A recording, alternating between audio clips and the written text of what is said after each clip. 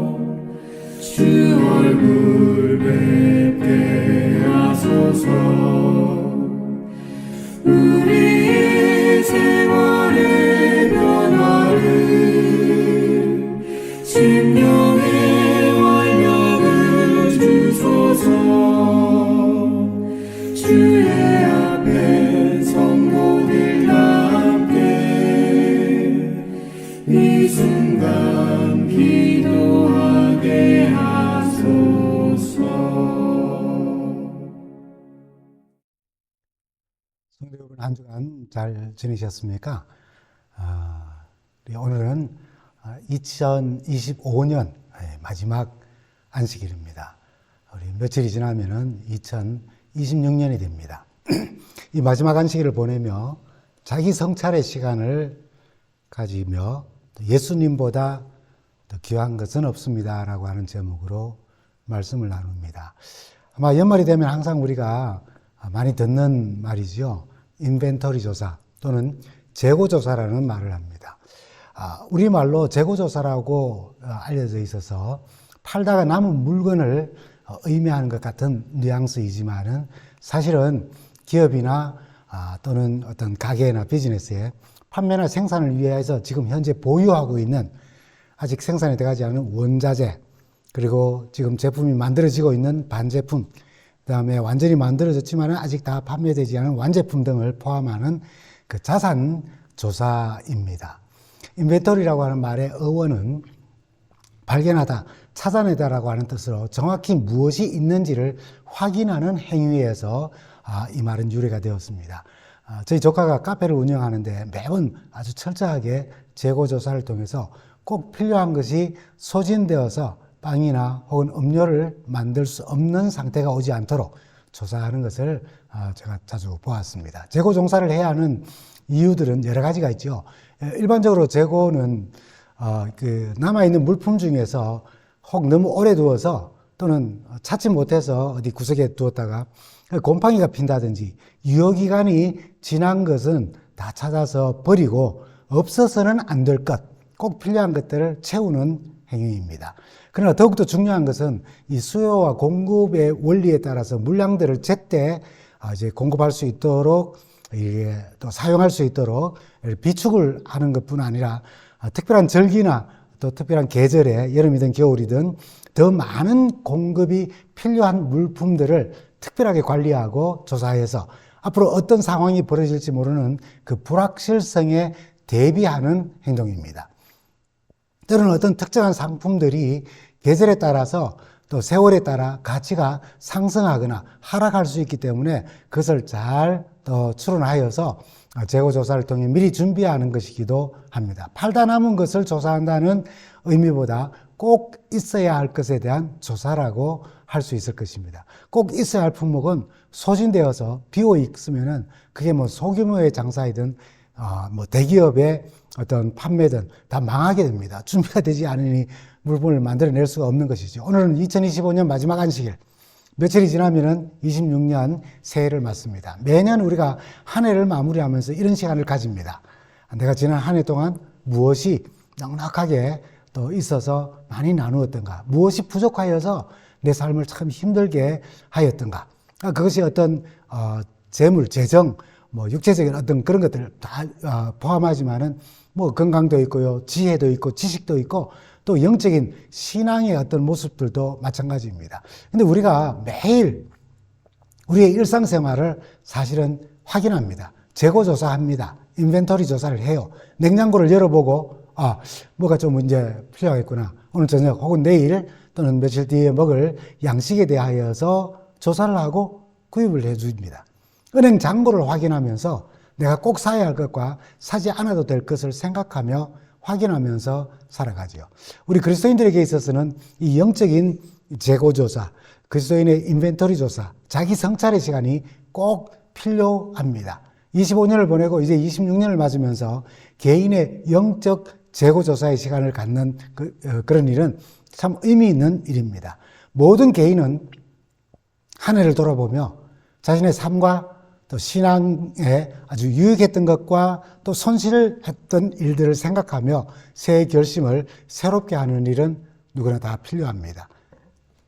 그리스도인은 지난 한 해 동안 이 썩어질 것을 위하여서 살았는지 아니면 영생을 위하여서 살았는지 우리 주님의 임재를 경험하며 주님과 동행하며 그리고 내 안에 역사하시는 성령의 능력으로 살았는지 돌아보는 개인적인 영적 재고조사의 시간은 꼭 필요한 것입니다.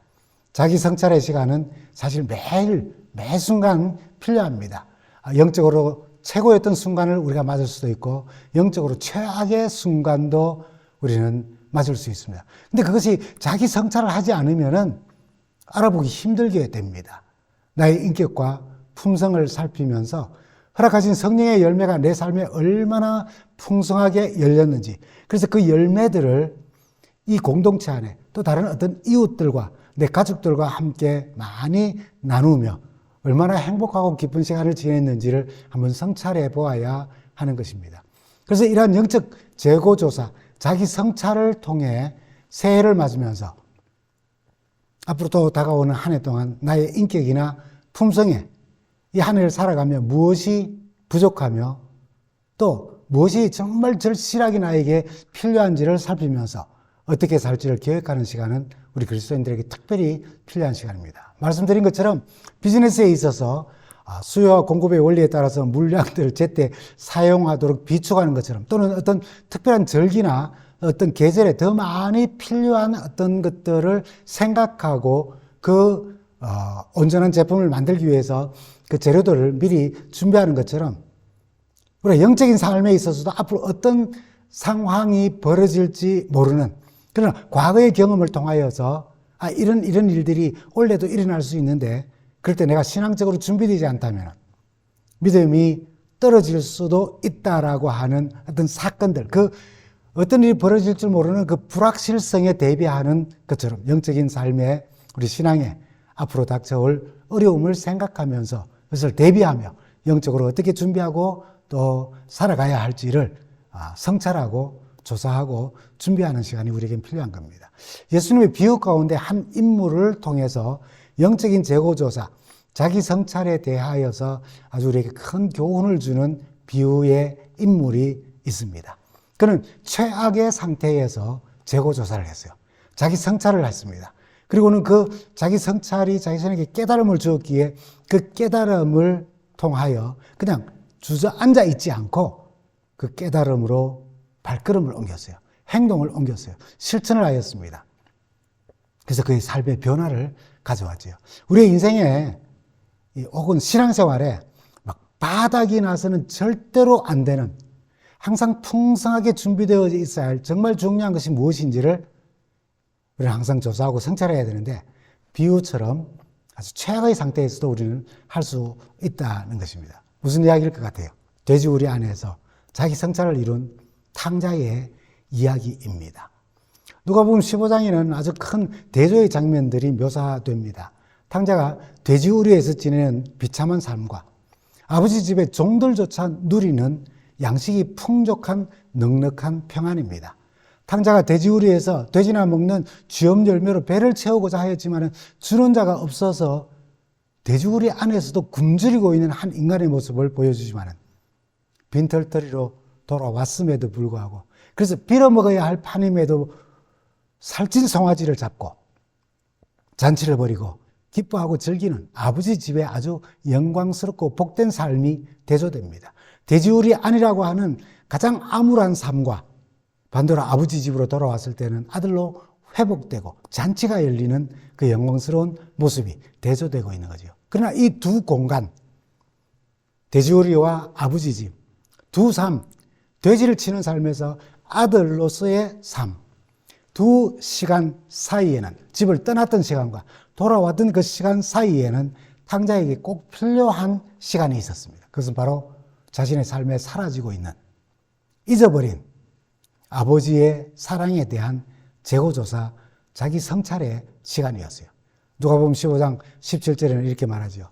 이에 스스로 돌이켜 가로되 내 아버지에게는 양식이 풍족한 불꽃이 얼마나 많은고, 나는 여기서 줄여 죽는구나 라고요. 여기 스스로 돌이켜, 그는 자기 성찰의 시간을 가진 것입니다. 아버지와 자신 사이를 살피는, 그 관계 속에서 깨어진 것이 무엇인지를 살피는, 어디에서부터 문제가 생겼는지를 생각하는 그 조사, 그 자기 성찰이 있었어요. 하나님의 성령이 우리 마음속에 들어오셔서 생각나게 하면은 우리는 우리 자신을 돌아보며 성찰합니다. 내가 참 악했구나. 내가 주님을 떠났었구나. 내가 인간적으로 살았구나. 이렇게 살면 안 되는구나 라고 하는 마음을 가지며 무엇이 바닥난지를 제대로 깨닫는 시간을 가지게 됩니다. 둘째 아들은 아버지의 사랑과 은혜가 아버지를 떠남으로 자신의 삶에 바닥난 사실을 깨닫고 결심합니다. 진정한 자기 성찰은 결심만으로 끝나지 않습니다. 알아. 내가 이 모든 것을 잘 알고 있지. 그것으로 끝나지. 이렇게 둘째 아들은 아버지의 사랑과 은혜가 자신의 아버지를 떠남으로 자신의 삶 속에서 바닥났다는 사실을 깨닫고 결심을 합니다. 어디서부터 잘못되었는지, 무엇이 잘못인지, 한 아버지의 아들이 돼지를 치고 돼지 우리에서 잠을 자야 하는 이런 모든 상황이 어떻게 해서 시작되고 일어났는지, 진정한 자기 성찰은 결심만으로 끝나지 않아요. 이 둘째 아들 탕자가 결심만 계속하면서 돼지우리 안에 눌러 앉아 있었다면 아무런 일도 일어나지 않았을 것입니다. 진정한 자기 성찰은 결심만으로 끝나지 않고 행동합니다. 그래, 아버지가 나를 쫓아내셔도 돌아가자. 가서 이렇게 말씀드리자. 일어나 아버지께로 돌아가 말해야겠다. 아버지, 저는 하나님과 아버지 앞에 죄를 지었습니다. 저는 더 이상 아버지의 아들이라고 불릴 자격이 없습니다. 저를 아버지의 품꾼의 하나로 여겨 주십시오 라고요. 진정한 자기 성찰은 행동합니다. 돼지똥 묻어서 더러운 모습이면 어떻습니까? 야단치시더라도 잃어버린 아버지의 사랑을 먹으러 이 모습 그대로 가자라고 한 그 결심과 그리고 그 행동이 그를 다시 영광스러운 삶으로 아버지의 아들로 다시 태어나게 하였던 것이죠. 우리 그리스도인들은 자기 성찰의 삶이 꼭 필요합니다. 자기 성찰은 신앙 성숙과 성장을 위해 아주 중요합니다. 자기 성찰을 하지 않으면 진정한 자신을 볼 수가 없어요.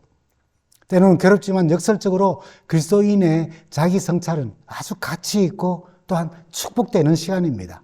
왜냐하면 바쁜 생활 속에 살면서 내 삶의 문제점도 모르기 쉽지만은, 그래서 그러한 시간들을 살펴보는 것은 어쩌면 괴로울 수도 있지만은 그 자기 성찰의 시간을 통해서 하나님의 도우심을 받기 위하여 무릎을 꿇을 수 있고 하나님을 만나는 시간이 되기 때문인 것입니다.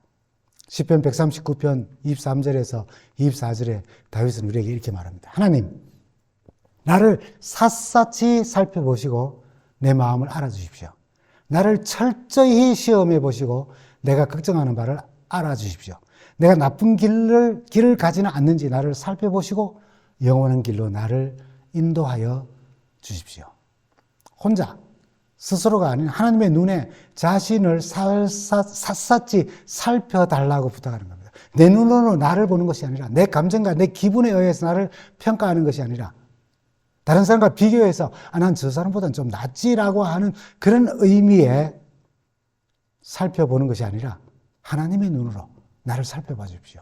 나를 시험해 보시고 나를 좀 샅샅이 좀 살펴주셔서 내가 혹시 나쁜 길로 가지는 않는지를 좀 알려달라고 간절히 간구하는 것입니다. 정직한 영적 자기 성찰은 우리를 겸손한 마음으로 하나님 앞에 서게 합니다. 하나님의 도우심을 얻게 합니다. 그래서 괴로운 시간이 될지도 모르지만 자기를 살펴야 하니까요. 그것은 또 하나의 큰 축복의 시간임을 우리는 알게 됩니다. 영적 자기 성찰은 우리가 하나님의 관점에서 진정 어떤 존재인지 깨닫도록 도와줍니다. 꾸준히 자기 성찰을 하면은 영적인 안정감을 얻을 수가 있어요. 영적인 필요를 생각해 보면서 불필요한 것들을 다 걸러내고 버릴 수 있습니다. 삶에 가치 없고 필수적이지 않는 것은 버리고 영적인 성장을 위해 필요한 것들을 갈망하고 깨닫게 된 것을 우리는 간절하게 하나님께 간구하게 됩니다. 나를 좀 샅샅이 살펴봐 주십시오. 내 마음을 좀 시험해 보셔서 내가 나쁜 길로 가지는 않을지 나를 좀 지켜주십시오라고 하는 것입니다. 그래서 영적 자기 성찰은 변화라는 놀라운 결과를 가져오고 그것은 분명히 우리 하늘 아버지에게 영광을 돌리는 일입니다. 사도 바울의 자기 성찰을 한번 살펴보겠습니다. 빌립보서 3장 7절에서 8절에 있는 말씀입니다. 바울은 이렇게 자기 성찰에 들어갔습니다. 그때 이 모든 것이 내게 너무나도 소중하고 가치 있는 것이었습니다. 그러나 예수 그리스도를 만난 이후 이 모든 것이 아무 쓸모없는 것임을 알았습니다. 그것들뿐만 아니라 이 세상 그 어떤 것도 내 주 예수 그리스도를 아는 것과 비교가 되지 않습니다. 예수 그리스도를 위하여 나는 모든 것을 버렸습니다. 모든 것이 쓰레기처럼 아무런 가치가 없다는 것을 이제 압니다. 이로써 나는 그리스도를 알게 되었고 그리스도를 얻게 되었다고요. 여기 쓰레기라는 말은 다른 곳에서는 배설물이라고 했어요. 스큐발론이라고 하는데 폐물, 오물, 똥입니다. 배설물은. 네, 바울이 이 세상 그 어떤 것도 다 쓰레기고 오물이고 배설물이라고 극단적인 용어를 쓴 것은 과거의 것에 더 이상 가치를 두지 아니하고 미련이 없다는 것을 말해요. 바울은 어떻게 그 과거의 것들이 그렇게 미련 없이 쓰레기고 오물이고 배설물로 여기면서 다 버릴 수 있었을까요? 정말 쉬운 일이 아니었을 거예요. 왜요? 분명히 그는 이렇게 말했습니다. 이 모든 것이 한때는 자기에게 너무나도 소중하고 가치 있는 것들이었다고요. 그러나 예수 그리스도를 만난 이후 그 모든 것이 아무 쓸모없는 것임을 알았다는 것입니다. 그래서 예수를 알게 되었고 그걸 버림으로 예수를 얻게 되었다고 말하는 것입니다. 이 세상 그 어떤 것도 예수 그리스도를 얻고 예수 그리스도를 아는 것과는 비교가 되지 않는다는 것입니다. 정말 예수님과 비교할 수 있는 것은 아무것도 없습니다. 우리가 자주 부르는 찬송가 또는 찬미가가 있죠. 주 예수보다 더 귀한 것은 없네요. 이제 이 찬송을 부를 때 이 찬양을 하며 우리는 아무 생각 없이 외운 가사로만 부를 수는 없을 거예요. 정말 주 예수보다 더 귀한 분은 없는 것입니다. 그래서 바닥나서는 안 되는 인벤터리가 우리 그리스도인들에게 있습니다. 히브리서 12장 2절은 우리에게 이렇게 말하죠. 역경 속에서도 어떤 환경 속에서도 비어서는 안 되는 것. 히브리서 12장 2절입니다. 믿음의 주, 우리를 온전케 하시는 예수 그리스도이십니다. 우리 안에 바닥나지 않고 사라지지 않고 항상 있어야 하는 어떤 환경이나 또 어떤 역경 속에서도 비어서는 안 된 인벤터리, 남아 있어야 할 것, 채워져 있어야 할 것은 바로 예수 그리스도이신 것입니다. 믿음이라는 것은 여러분 환난이나 역경 속에서 흔들리지 않는 중심을 잡아주는 것입니다. 믿음이요. 근데 살다가 보면은 이런저런 일로 마음이 흔들릴 수 있어요. 그래도 포기할 수 없는 중심, 아니 포기될 수 없는 중심이 있다면 그것이 믿음이면 우리의 삶은 어떤 환경 속에도 든든하여집니다. 그 믿음은 내 감정과 내 기분에 근거한 흔들리는, 그에 따라서 흔들리는 환경이나 뭐 내 기분이나 감정 따라서 흔들리는 것이 아니라 우리의 믿음의 주가 되시고 우리를 온전케 하시는 예수 안에 있는 것입니다. 그래서 그분은 우리의 믿음의 주가 되시는 거예요. 여러분, 내가 믿음이 있다, 뭐 저 사람이 믿음이 없다, 뭐 이렇게 말할 때는 다 그 사람이 행하는 겉으로 드러나는 어떤 일들입니다. 그 겉으로 드러나는 일은 물론 내면에서부터 나올 수도 있지만은, 그죠? 그 행동들은 외식일 수도 있다는 것이죠. 그래서 이 사람이 믿음이 있다, 없다라고 하는 것을 더 정확하게 말할 수 있는 것은 근본적으로 믿음의 주님께서 내 안에 계시는가, 내 안에 계시지 않는가에 따라서 저 사람은 예수가 그 안에 있어 믿음이 있는 사람이다. 예수가 그 안에 계시지 않아 믿음이 없다라고 우리가 말할 수 있다는 것입니다.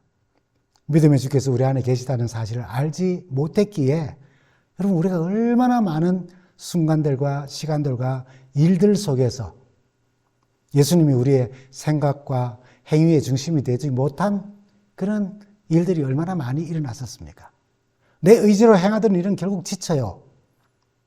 그러나 예수님 때문에 양보했고 예수님을 사랑해서 예수님이 나를 이해해서 나도 이해했고 예수님의 사랑 때문에 나도 사랑했고 예수님이 나를 위하여서 봉사하셨기에 나도 봉사하며 예수님이 나를 향하여 헌신하셨기에 나도 헌신하며 그래서 예수님 때문에 우리의 믿음이 강하여지고 어떤 환경 속에서도 흔들리지 않는 믿음을 가지고 그렇게 살아갈 때 우리의 신앙생활이 참 즐겁고 행복하지 않았습니까?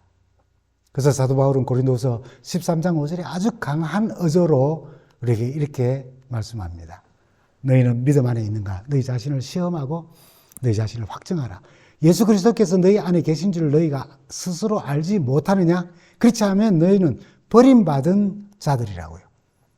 여기 버림받은 자들이라고 하는 것을 여러 번역을 통해서 참고하면 참 재미가 있습니다. 새 번역은 예수 그리스도께서 여러분 안에 계시다는 것을 알지 못합니까? 모른다면은 여러분들은 실격자입니다. 그래서 그리스도인이 되는 데 있어서 실격자라는 겁니다. 공동 번역에는 예수께서 여러분과 함께 계시다는 것을 깨닫고 계십니까?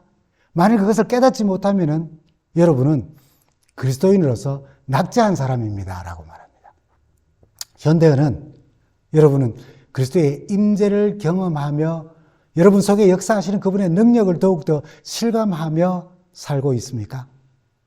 그렇지 않으면은 여러분은 그저 그리스도인이 된 흉내만 내고 있는 것입니다. 라고요. 여러분 어떤 번역이든 요점은 어떤 시간을 보내든지 그것이 기분 좋든 기분 나쁘든 승리의 순간이든 패배의 순간이든 우리가 우리의 믿음을 조금이라도 생각한다면 그 믿음의 주님 되시는 분이 그런 상황 속에서도 내 안에 계시는지 시험하고 검증하면서 주께서 내 안에 계시다는 것을 알라는 말씀이에요. 만약에 그걸 깨닫지 못하고 알지 못한다면 주께서 이 순간도 지금 나와 함께 하신다는 내가 막 기분이 좋아서 자랑하는 순간에도 나와 함께 계시고 내가 막 돼지우리 같은 그런 패배와 암울한 순간으로 바닥으로 떨어진 순간이라 할지라도 이 순간도 주님은 나와 함께 하신다는 사실을 알지 못한다면 그래서 그분의 임재를 경험하고 그분의 능력을 실감하면서 살지 못한다면 우리는 그리스도인으로서 실격자고 불합격자고 낙제자고 흉내만 내고 산 사람들이라고 말하는 것입니다. 왜 그렇습니까? 예수 없던 삶은 그것이 아무리 아름답고 위대하고 훌륭해 보여도 외식인 것입니다. 그래서 바울은 우리에게 예수님이 우리 삶에 계시는지 시험하고 확증하라고 권고해요. 이 구절은 우리가 여전히 하나님의 뜻에 부합하는지 아니면 잘못된 길을 걸어가고 있는지 확인하기 위해 우리 삶을 끊임없이 살피라는 겁니다. 지금 내가 이 길로 가고 있다면 여기 예수가 함께 계시는지 내가 저 길로 가고 있다면 이 길에도 예수께서 나와 함께 하시는지를 살피라는 거예요. 자신을 살펴본다는 것은 결국 주께서 내 마음속에 계시는가를 살펴보는 겁니다. 내가 왜 이 행동을 했지? 왜 이 말을 했지? 왜 내가 이런 실수를 했지라고 하는 것을 살피며 그 순간 내가 예수가 나와 함께 계신 것을 내가 깨닫지 못했다면 그걸 바로 확인하라는 거예요. 그래서 행동을 고쳐야지라고 하는 것보다 예수가 내 안에 계신다는 사실을 절대로 잊어버리서는 안 된다는 그래서 재고조사, 인벤토리 조사 절대로 없어서는 안 될 우리 삶 속에 그 무언가 가장 소중한 것 그래서 바로 예수 그리스도라는 사실을 우리가 알아야 한다는 것입니다. 여러분 물론 자기 성찰은 내가 강점이 뭐고 약점이 뭐고 실패가 뭐며 실수를 뭘 했으며 후회되는 일이 뭐고 실망스러운 일들이 뭘 했는지를 파악하는 것도 맞습니다. 그러나 더 중요한 것은 그런 상황 속에 내가 예수를 잃어버렸다는 사실을 깨닫는 거예요. 무엇으로 어떻게 우리 자신을 시험하고 확정할 수 있는가? 히브리서 4장 12절은 우리로 하여금 제대로 된 자기 성찰을 할 수 있는 방법을 이렇게 말합니다. 하나님의 말씀은 살아있고 힘이 있습니다. 양쪽에 날이 선 칼보다도 더 날카로워서 우리의 혼과 영과 관절과 골수를 쪼개며 마음속에 있는 생각과 감정까지 알아냅니다. 라고요. 하나님의 말씀은 우리의 성찰의 도구입니다. 어떤 때는 내가 아무리 성찰하려고 해도, 그죠? 내가 기억 속에 지워버리고, 기억할 생각도 하지 않고, 잘못했다고도 생각조차 하지 않고, 느끼지도 못한다면 아무 소용이 없어요. 그러나 하나님의 말씀은 우리의 성찰의 도구로서 우리의 생각과 태도까지, 그리고 마음속에 있는 것까지도 다 판단할 수 있다 그랬어요. 하나님의 말씀은 우리의 성찰을 이루는데 사용할 수 있는 가장 강력한 도구인 것입니다. 정기적으로, 규칙적으로 하나님의 말씀을 연구하며 우리 자신을 살피고 성령께서 우리의 마음을 새롭게 하심으로 우리를 변화시키도록 함으로 우리의 삶을 되돌아보며 하나님께 영광이 되는 삶으로 우리는 돌아가야 합니다. 그렇게 함으로 우리는 무엇이 선하고 무엇이 기뻐하시고 무엇이 하나님의 온전한 뜻을 따라 사는 것인지를 제대로 분별할 수가 있게 되는 것입니다. 여러분, 과연 우리가 성찰을 한다면은 그리스도께서 우리 안에 계시는지를 살펴야 하는데 그것과 함께 꼭 우리가 성찰해야 할 것이 있어요. 무엇부터 우리가 성찰해야 하는가? 첫째는 예수 그리스도이시지만은 둘째는 우리 요한복음 3장 5절에 있는 말씀입니다. 우리는 지금 모두 그리스도의 재림을 기다리며 준비하는 사람들입니다. 예수께서 대답하셨다. 내가 너에게 진정으로 말한다. 누구든지 물과 성령으로 새롭게 다시 태어나지 않으면 하나님 나라에 들어갈 수 없다. 우리의 성찰은 구원을 붙잡는 물과 성령으로 거듭난 삶이 어떠한가를 살펴보는 겁니다. 물과 성령으로 거듭나 있는 삶을 그리스도께서 내 안에 계심으로 내가 계속 가고 있는지를 살피라는 거예요. 여러분, 거듭난 삶을 진단하는 여러 가지 영적인 특성들이 있어요. 영적 자원들이라는 게 있지 않습니까? 그죠? 기도 생활, 성경 우리 말씀 묵상하고 명상하기, 구제와 봉사 생활, 이게 항상 넉넉하게 풍성하게 비축되어 있는지 또는 비축만 해놓고 사용하지 않는지 전혀 활용하지 않아서 그 귀한 영적 자산들이 곰팡이 핀 물품처럼 무용지물이 되어 있지 않는지 영적 자원들이 내년에는 어떤 부분에서 더 많이 또 어떤 품목에서 더 많이 보충되어야 할지를 우리는 살피면서 그 모든 것이 그리스도의 재림을 위하여서 내가 얼마나 잘 비축하고 얼마나 잘 사용하며 얼마나 많은 사람들에게 유익이 되게 하고 얼마나 많은 사람들에게 이 일을 통해서 복음을 전하는지를 우리가 살피고 또 살펴야 하는 것입니다. 그렇게 하여 우리 모두는 구원의 확신 속에 자신의 거듭남의 삶을 매일 매순간 성찰해야 합니다. 하나님께 더 가까이 나아가는 한 해였는지 아니면 멀어진 한 해였는지 삶을 온전히 주님께 순종하며 살아간 한 해였는지 아니면은 점점 내 마음대로 하며 살아간 한 해였는지 만약 그분이 오늘 우리를 데리러 오신다면은 준비가 되어 있는지 자기 성찰은 우리 그리스도인들이라면 특별히 재림교인이라면 그리스도의 재림을 맞을 준비하며 자기 성찰을 하는 것이 참으로 필요합니다. 우리 마음속에 있는 모든 것들을 다 재고조사하면서 이것이 예수의 재림을 맞는데 필요한 것인지 아닌지 예수의 재림을 준비하는 일에 방해하는 것인지 아니면 더 강화시키는 것인지를 알고 물과 성령으로 거듭난 우리의 삶이 매일의 삶을 성찰함으로써 확인하면서 살아가면 참 좋겠습니다. 지금이 그 순간입니다. 내가 은혜 베풀 때에 너를 듣고 구원의 날에 너를 도왔다 하셨으니 보라 지금은 은혜 받을 만한 때요 보라 지금은 구원의 날이로다. 여러분 이번 기 여호수아 교과를 마치면서 오늘 13과의 제목이 오늘을 선택하라입니다. 그렇습니다. 오늘 우리는 선택해야 합니다. 내일은 우리가 선택할 수 없어요. 내일이 오면 또 내일이 있습니다. 내일이 오면 또 내일이 있습니다. 내일이 오면 또 내일이 있습니다. 그래서 내일은 없는 겁니다, 우리에게. 바로 오늘이 은혜의 시간이고 구원의 날입니다. 거듭난 삶을 끊임없이 성찰하고 내 안에 예수께서 계시는지를 계속해서 조사하는 일은 내일의 시간이 아니라 바로 이 순간, 오늘의 시간인 것입니다. 왜냐하면 우리 주님께서 우리에게 이렇게 권고하셨어요. 경고의 말씀입니다. 요한계시록 22장 11절에 있는 말씀입니다. 불의하는 자는 그대로 불의하고 더러운 자는 그대로 더럽고 의로운 자는 그대로 의를 행하고 거룩한 자는 그대로 거룩하게 거룩되게 하라라고요. 언젠가는 이렇게 말씀하실 때가 옵니다. 은혜의 때에 우리는 내일도 생각할 수 있고 내년도 생각할 수 있을 수 있어요. 그러나 그렇게 지금 은혜의 시간들, 은혜의 때를 계속해서 무시하고 거절하고 하나님의 음성 듣기를 거절하면 언젠가 하나님께서는 우리의 타락한 마음에 내버려 두실 것입니다.